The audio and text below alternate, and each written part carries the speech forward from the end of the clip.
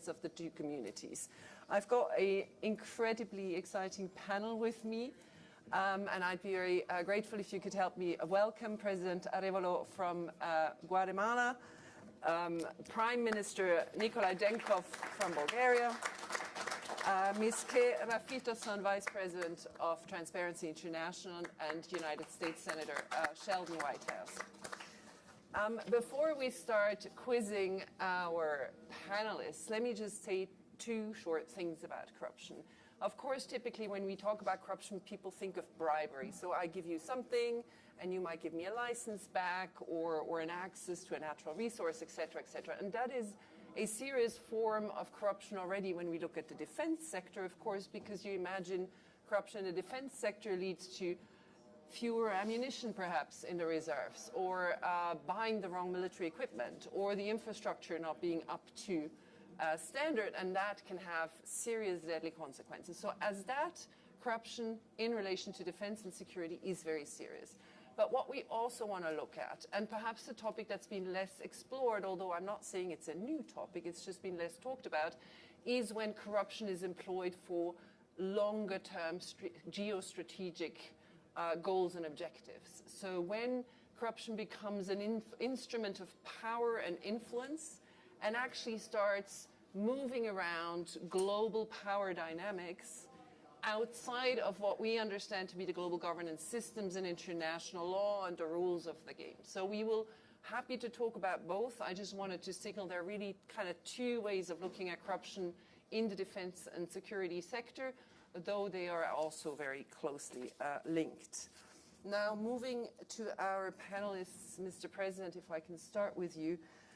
The Wall Street Journal has, on the day of your inauguration, which is not long ago, said anti-corruption crusader takes office as Guatemala's president amid unrest.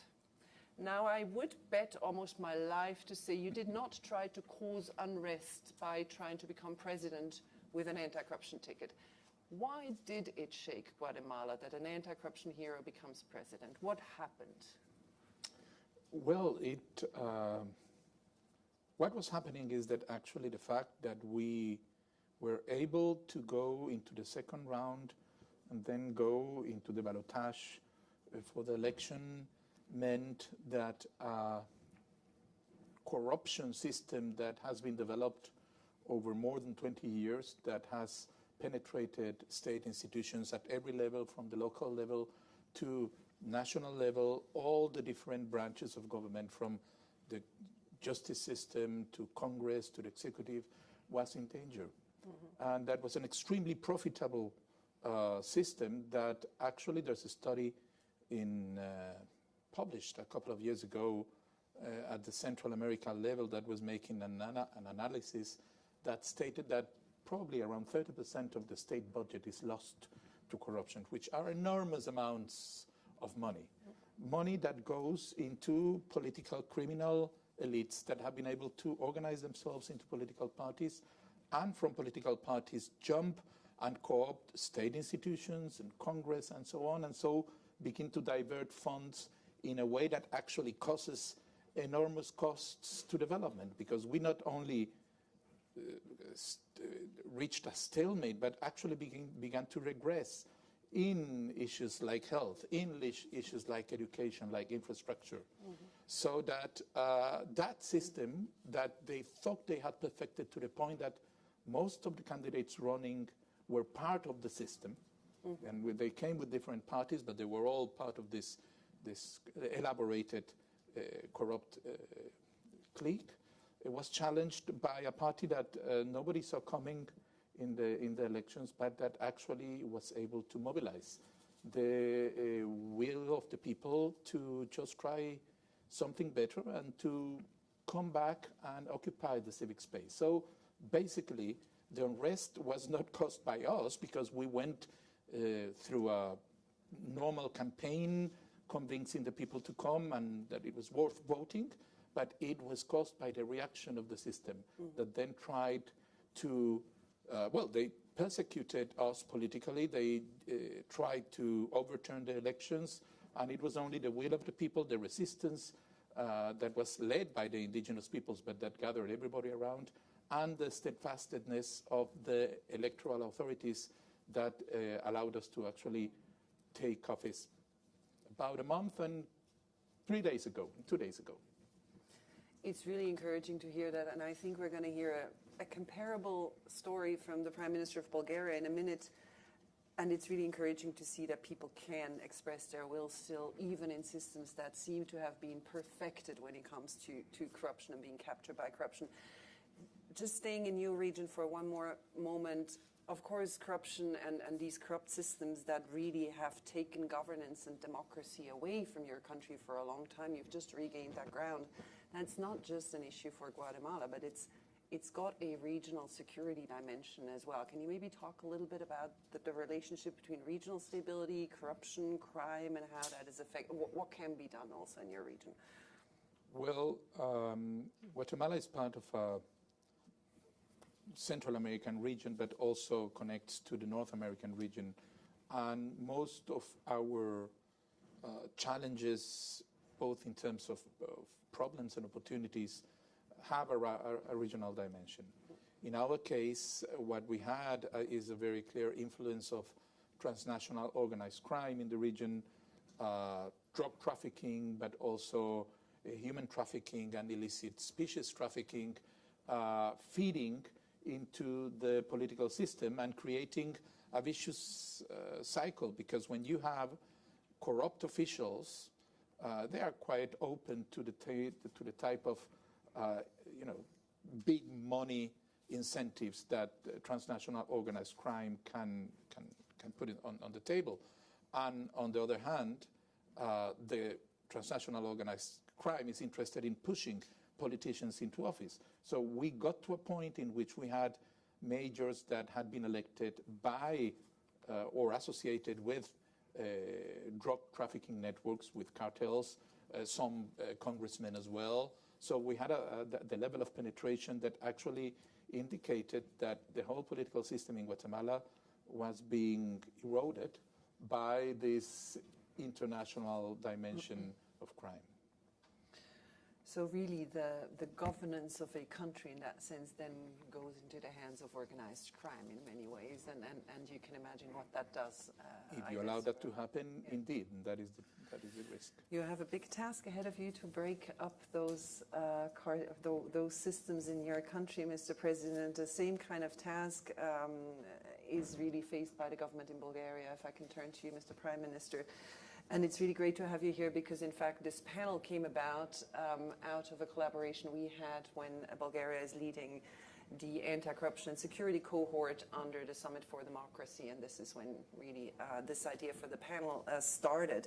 And I'm so glad we can sit here and talk about the topic. So you and your party also a little bit out of the blue, unexpected. I think many of you probably didn't quite expect to be elected when you did. I think you weren't even a political party at the moment when you got elected. The We Continue to Change party in Bulgaria. People had been on the street for almost a year protesting against corruption. Very tired, clearly, of that phenomenon, and that led you the first time, and then a couple of iterations later, the second time now, into government. What was it that the Bulgarian people were so tired of? Is it primarily also a domestic concern, or do they also look at the security component of corruption? What are the challenges you're looking at? Okay, you're absolutely right that when we started this fight against corruption, it looked like a local, regional problem, and there are many parallels what we heard for Guatemala. There is many similarities here. And what united us was that all of us were professionals, some working in business, other people working in education, science, and we were gathered together because we wanted to have a better quality of life, and the quality of life is deteriorating in all the aspects when you have these problems.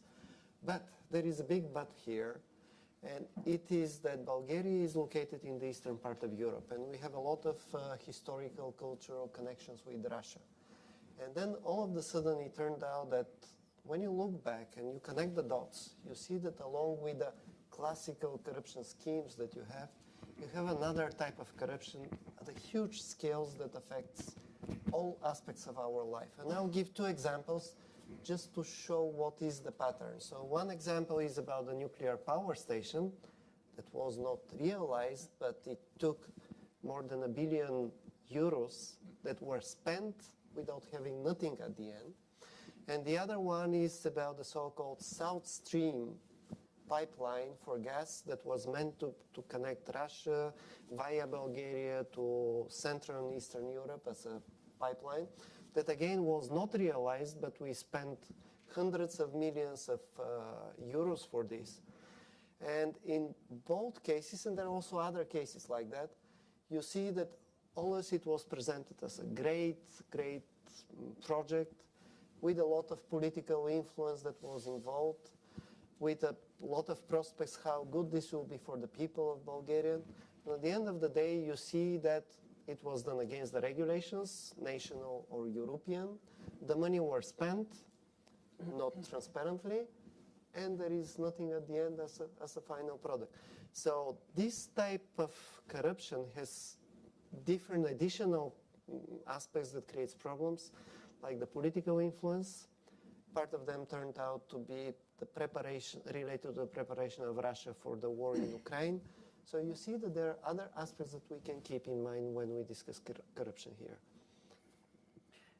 There's something called the Kremlin playbook, and I recall, and I'll come to you, Senator Whitehouse, in a moment, because I recall distinctly a picture of you, I think, speaking in the Senate with that book in the House. But I think we are talking here about exactly the kind of strategic corruption where you use corrupt deals through the energy sector, et cetera, to gain power over entire countries.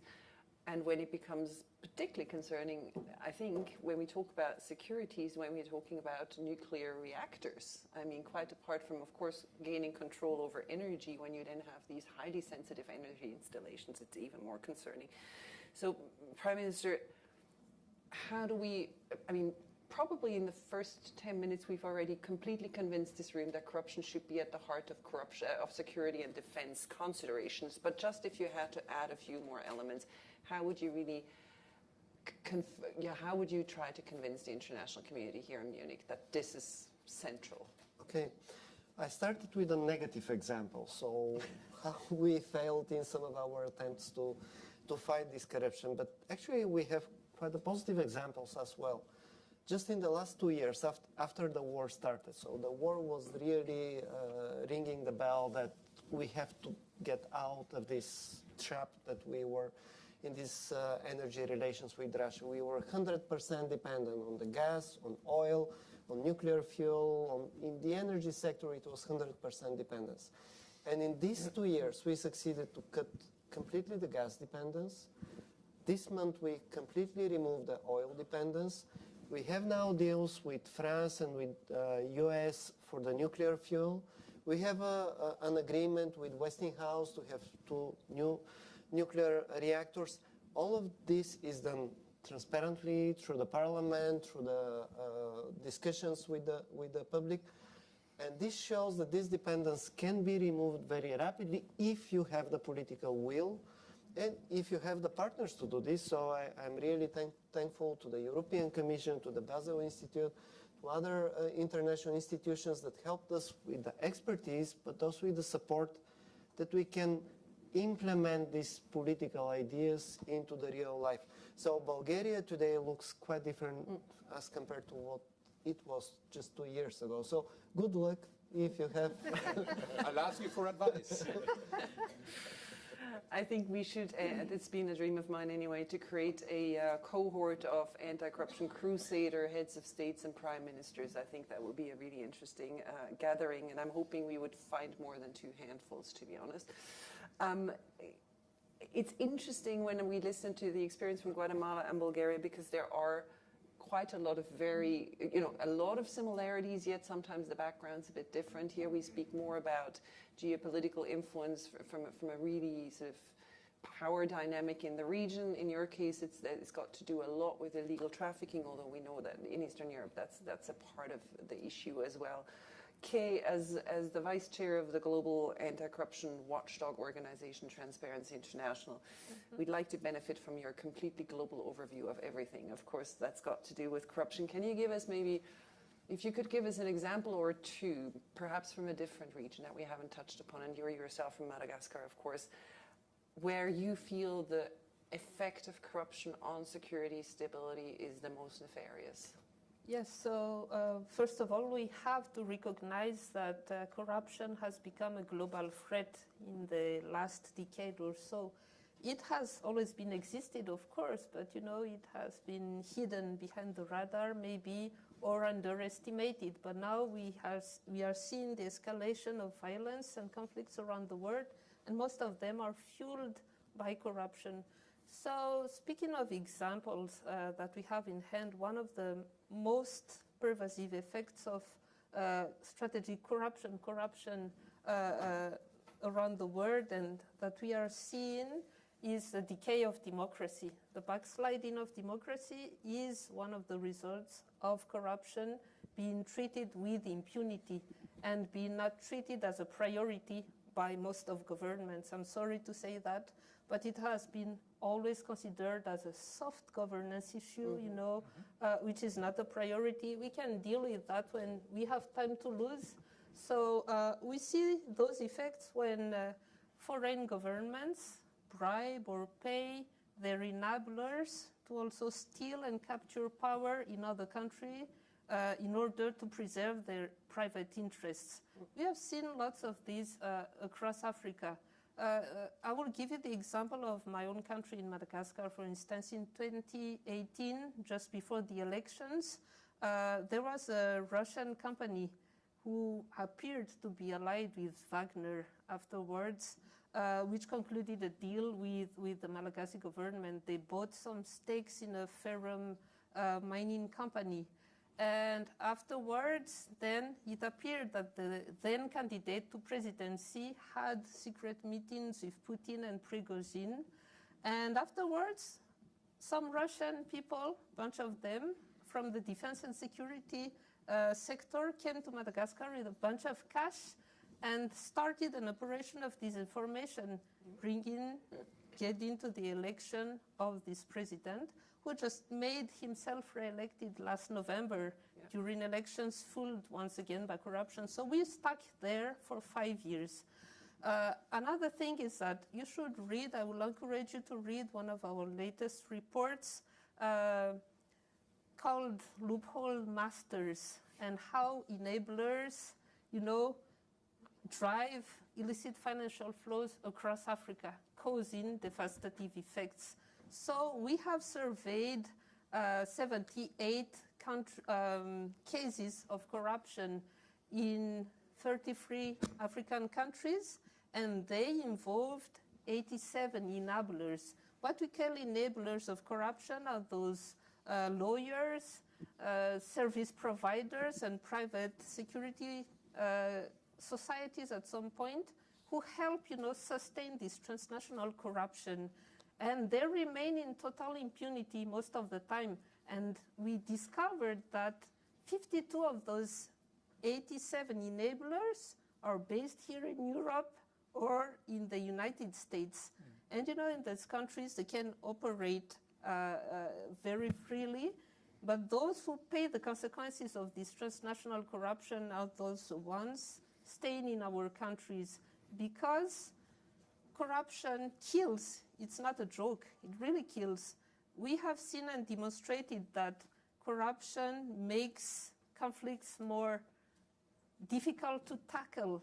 When you have corrupt armed forces in a country, they are not efficient. We have seen the example of Afghanistan, for instance. Despite 20 years of funding to the army, they were corrupt and they were not efficient, and the strategy collapsed at some point.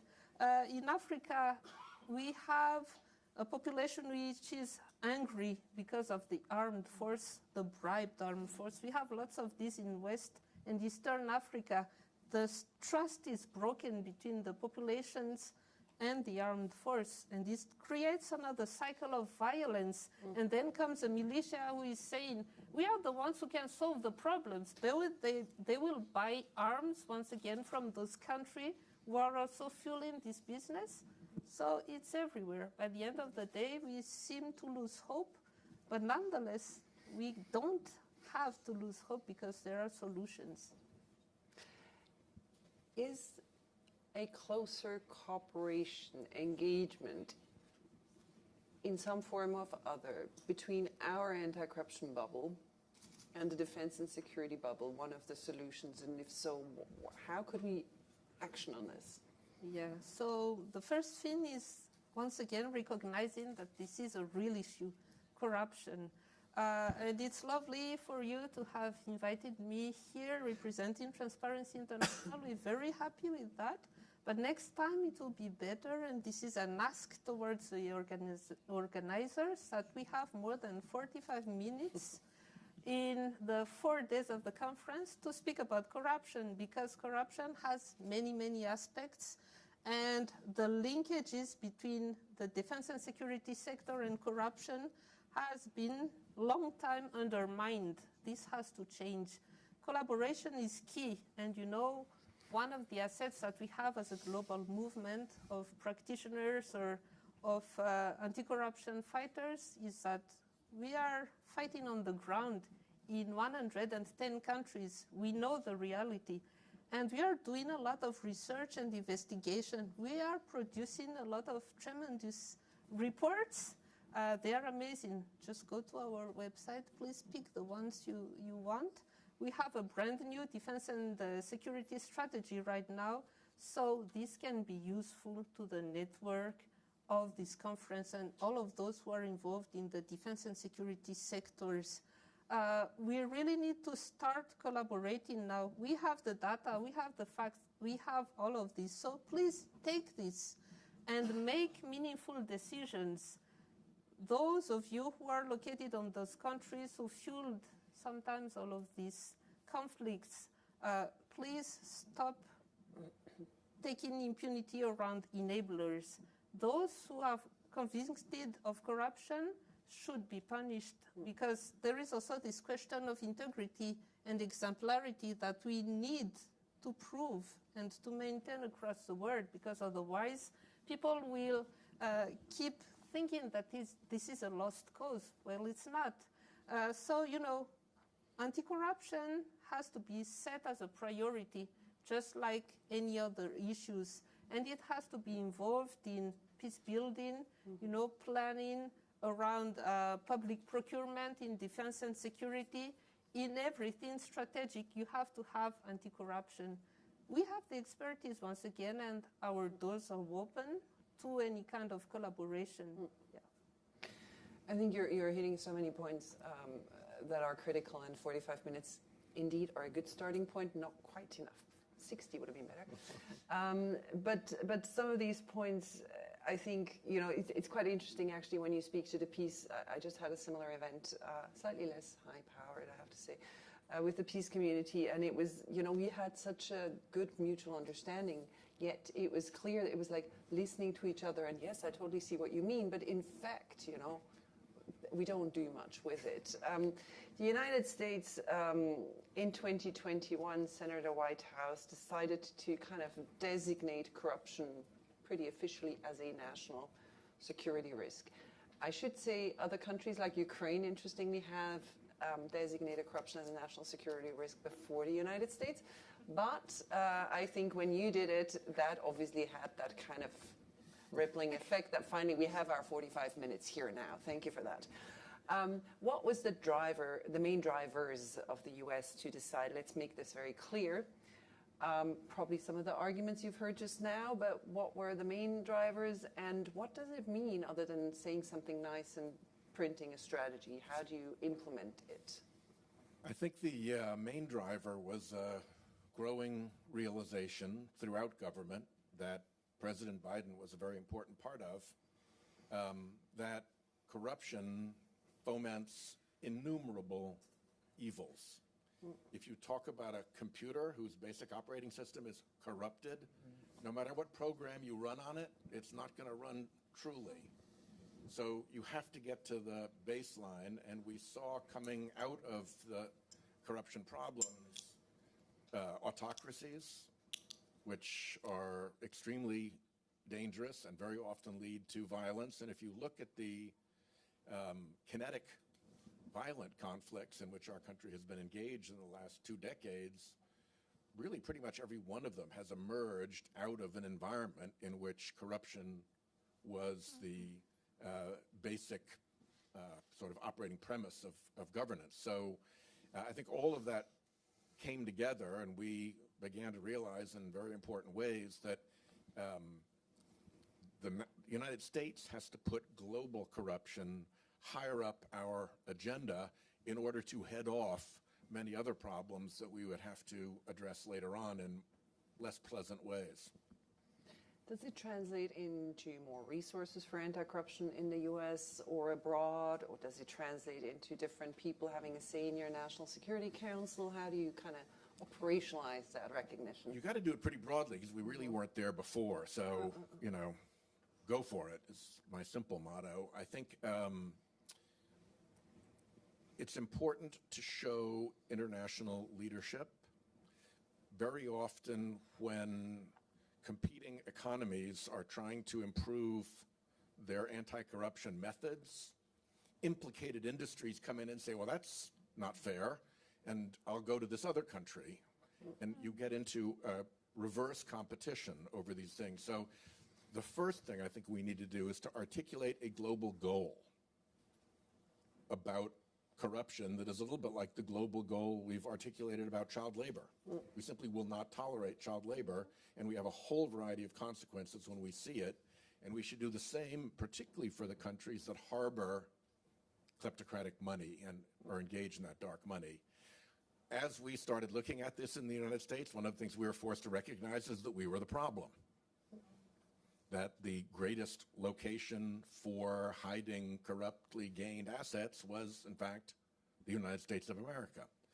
And that was not a brand we wanted to own. So we began to take that apart. We took it apart with the Corporate Transparency Act, so no more shell corporations. We've encouraged protecting our industries overseas with the Foreign Extortion Protection Act, so you can go after the bribe seekers. We've set up a whole new enterprise in the Department of Justice to go after and seize kleptocrat assets. And in the last few months, the Treasury Department has spun off new proposed regulations to deal with some of the major enablers, specifically in the real estate industry and in the investment advisory industry. They're not directly involved in corruption, but when they're managing the money of corrupt officials elsewhere, you got to put a stop to that. And we cannot, there's a fundamental conflict on the world, on the earth right now, I think, between kleptocracy and autocracy on the one hand and rule of law on the other. And if you're a kleptocrat or an autocrat and you've stolen a lot of money, you want to move that money over into rule of law. Because otherwise the next biggest crook just takes it away from you. So rule of law, that part of the world, has been aiding and abetting, giving aid and comfort to our biggest threat, which is the kleptocracy and autocracy side of the world. And that's what we've been trying to eliminate step by step in the United States. And since I'm sitting next to Kate from Transparency International, I got to say the U.S. Office of Transparency International has been very, very useful, strong, and helpful in all of those endeavors, legislative, regulatory, administrative. So, I agree. Bravo and thank you. They do a good job. Shout out to Gary in case he's listening to us online. Yes. We're going to open up to the floor now, but we do have a first what's the word for that? Intervention. Intervention, thank you very much, by Hanna Hopke, who's an anti-corruption specialist and activist from Ukraine. Please, Hanna. Yeah, thank you so much. Maybe I stay here. I'll just. Thank you for this panel. And after the Dignity Revolution, Euromaidan, Ukraine achieved a lot in anti-corruption, judicial reform, decentralization. And this was one also of the reason why Putin, in his statement on February 23rd, of 2022, before the full-scale war, actually in his statement, he mentioned all the achievements, specifically saying that Ukrainians with the National Anti-Corruption Bureau, with the Agency of Prevention Corruption. So the successes of Ukraine in anti-corruption made very nervous Russian dictator, because the successful Ukraine is a nightmare for authoritarian regimes. So you could watch the speech and you will see the list of reform mentioned. by the dictator. So this is really important, but today I would like to say important things, saying that Russian aggression against Ukraine has redefined the struggle against corruption. The stakes in the past were, first of all, good governance, transparency, building democratic institutions, eliminating kickbacks. So we all in the past consider fight against corruption as a fight against offshores in Panama, fight against vanity construction projects. So fight was also against the destruction of natural culture heritage. But this is really important, but Russian genocide against Ukraine changed everything. It's crystal clear that without strong institutions producing strong policies and implementation, anti-corruption means nothing, because it's already 10 years of Russian ongoing aggression. If 10 years ago it was just Russia alone invading Ukraine with illegal annexation of Crimea, 2024 it's coalition of kleptocracies, a coalition of authoritarian regimes. It's Russia with munition from North Korea, it's Russia with kamikaze drones from Iran, it's Russia with the support from China, and de-sovereignization of Belarus already happened. So I think it's really important to understand that the world's greatest combination of threat, mafia-style politics, kleptocracy, no respect for human rights, and arsenal backed by nuclear threat is in the Russian Federation. So I think that the bright future promised by the international rules-based order is dying. It's dying on the front lines in Ukraine, in battlefields across Africa and the global south.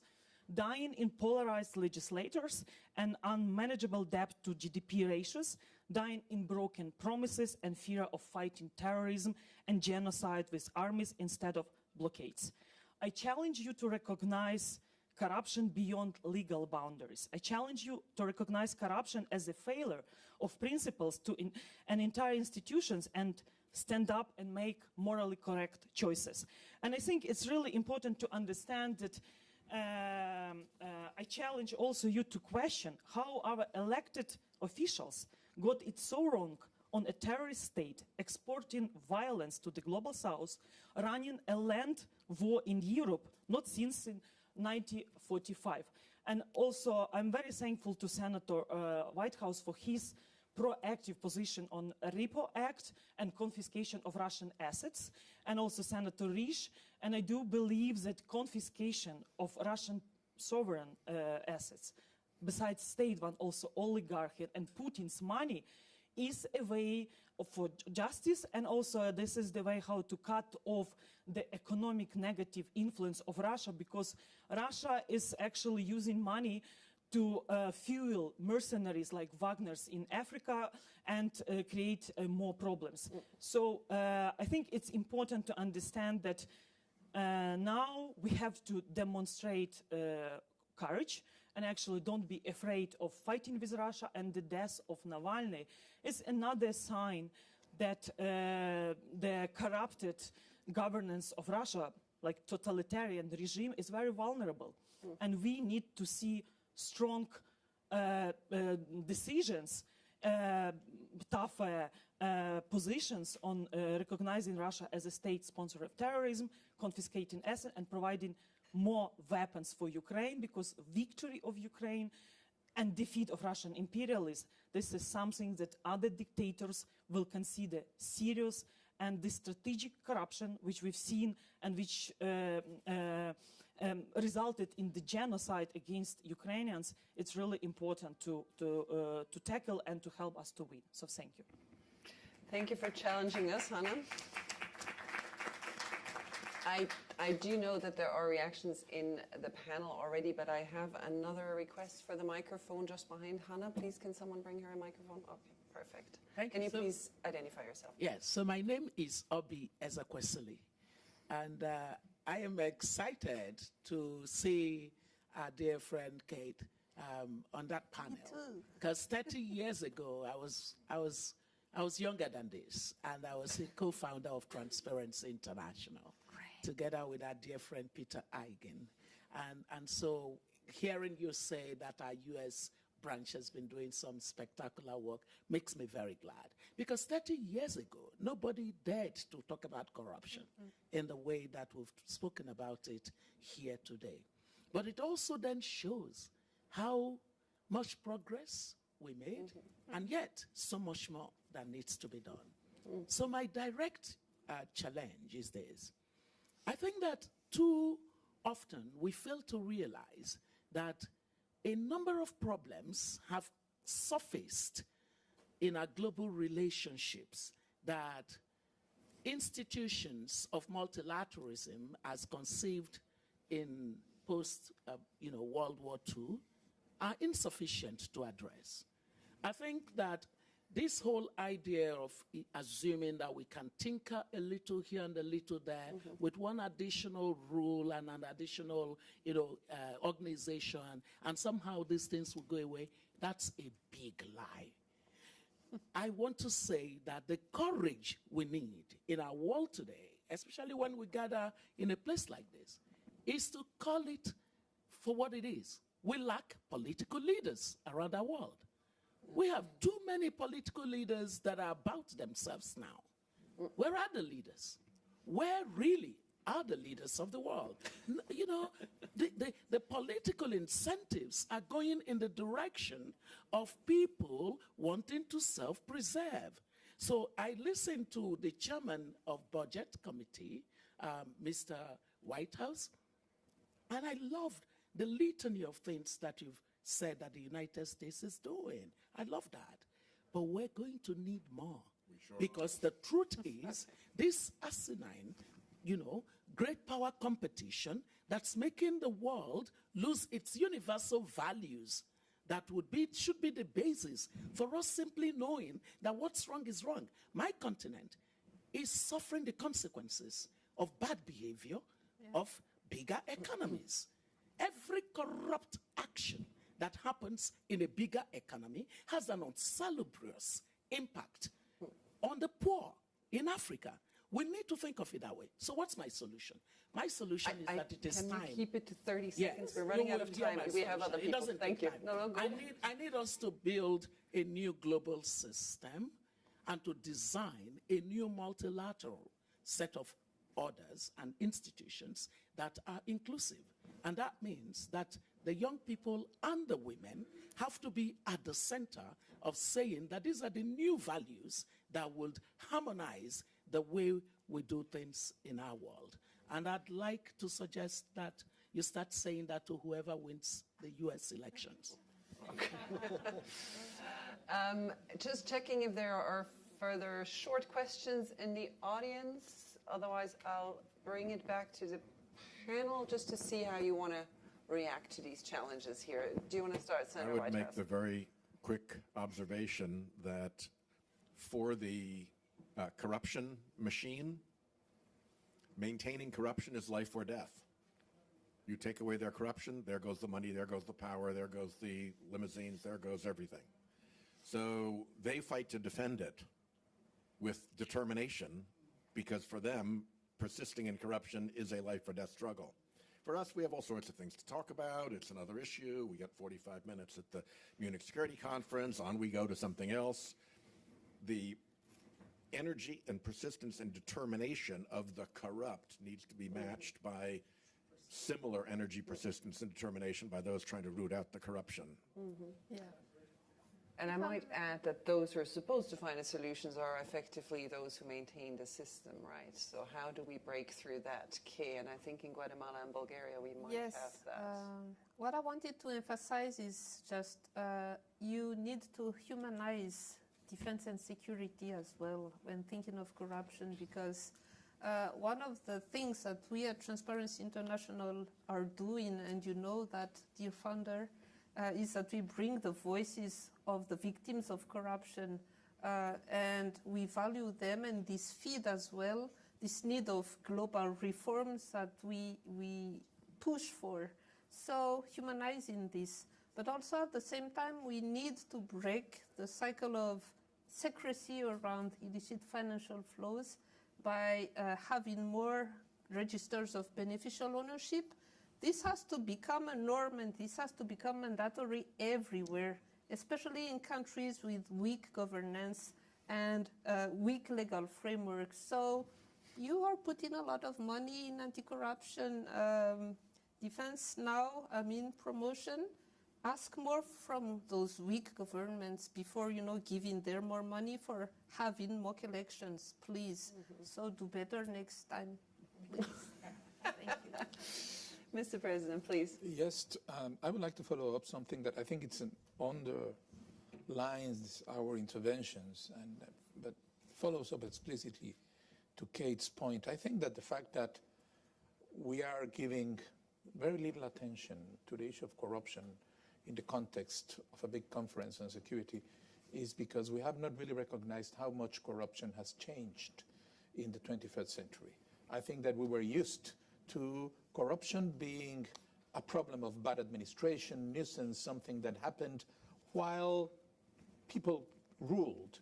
But actually we are facing now a situation in which we are seeing political criminal cliques organizing to actually take control of state institutions in order to actually really make them work for corruption, for crime. And this is a fundamental threat to the viability of democratic states. It's beyond a threat to the security establishment. I think that the case of Afghanistan shows it very clearly, that it caused the collapse of the state. And we are having in Latin America now cases in Ecuador, cases in Colombia, cases in Mexico where we're witnessing the real threat that corruption is bringing to governance and viability of political institutions. It is no longer a nuisance. It is a direct political threat. Until we do not recognize that, we're not going to really be able to muster the energy, the imagination, and the commitment at the international level to fight it effectively. Thank you, Mr. President. Prime Minister, final words. I was thinking what else I can add, and I was looking again for some positive examples, because we have seen many false reforms in the past. And I want to praise actually the new approach of the European Commission when they said, okay, this is exactly what you mentioned. If you want to get this money, you should make these reforms. Yes. And in the recovery and resilience plans, it's quite different from the previous type of giving money with the request that they have on the other side. So it's a positive example. I see the results of this in Bulgaria, so we can follow some of this. But then you mentioned something that is very important. It's not enough to have a reform in the law. You have to put the people. It's not only the leaders. At every position you have to have a person that is ready to fight every day. And this is the biggest challenge that we have today after 2 years of reforms. Thank you, Mr. Prime Minister. Thank you so much to my panelists. Thank you to the Munich Security Conference for giving us 45 minutes in my favorite room.